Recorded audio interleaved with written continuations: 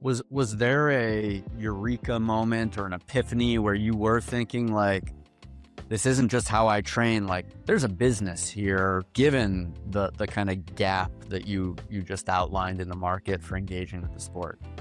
Was there a Yeah, moment or was it and slowly over there's time? no, there really was probably 2, and the second one, I kinda needed a, sort of a knock on the head to make me really kind of realize it, but it started on the training side.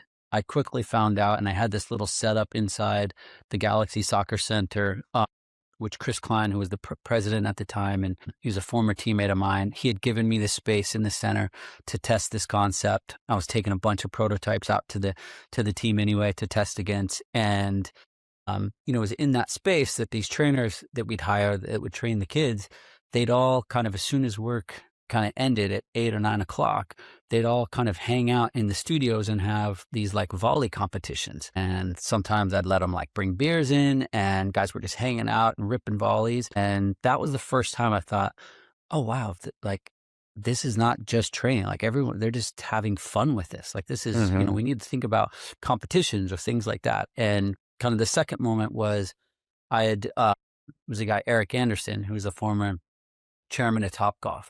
And he had 2 kids who were really into soccer. He was more of a basketball guy, but were going to be future collegiate, players, which they did go on to do. And he bought the technology and was kind of mimicking what I was doing in LA.